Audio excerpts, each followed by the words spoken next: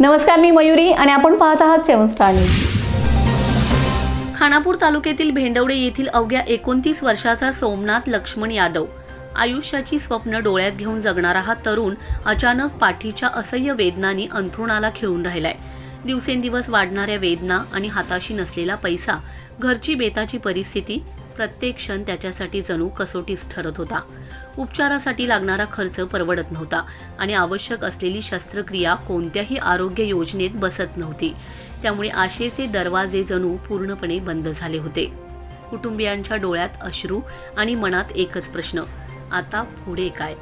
अशा काळोख्या क्षणी भेंडवडेचे सरपंच वैभव जानकर यांनी पुढाकार घेत ही व्यथा आमदार सुहास बाबर यांच्या कानावर घातले आणि इथूनच सुरू झाली माणुसकीची खरी कहाणी.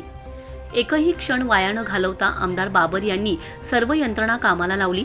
वैद्यकीय मदत, आर्थिक सहाय्य, जे काही शक्य आहे ते सर्व त्यांनी उभं केलं. मृत्यूच्या छायेत अडकलेल्या सोमनाथसाठी ही मदत म्हणजे जणू नवजीवनाची संजीवनीच ठरली.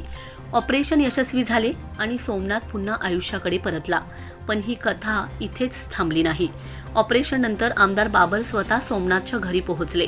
त्याच्या डोक्यावर हात ठेवत त्यांनी प्रेमाने विचारपूस केली आणि म्हणाले, काळजी करू नको, मी आहे. काहीही लागलं तर मला फोन कर. या एका वाक्याने सोमनाथ आणि त्याच्या कुटुंबियांचा बांध फुटला. डोळ्यांतून अश्रू ओघळू लागले. पण यावेळी ते अश्रू होते कृतज्ञतेचे. अडचणीच्या वेळी आम्हाला सुहास भैया यांच्या रूपाने देवच भेटला, अशी भावना कुटुंबियांनी यावेळी व्यक्त केले.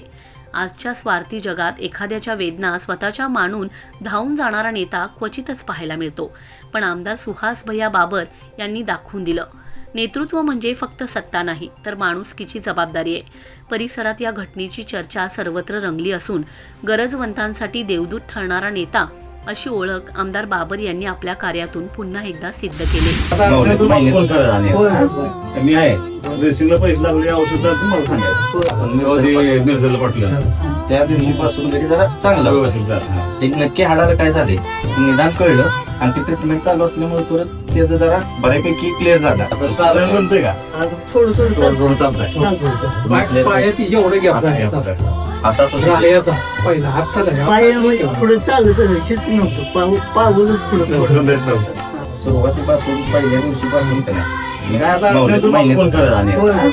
मी आहे ड्रेसिंगला पैसे लागले, औषधात मला सांगायचं. छान काम केलं ते एवढं बाळ चांगलं झालं. करतो काय करणार, त्यांना सांगितलं मी काय मला एवढं फार चांगलं त्याला व्यायाम थोडा होत आलं नाही व्यवस्थित, करतो आपण व्यवस्थित.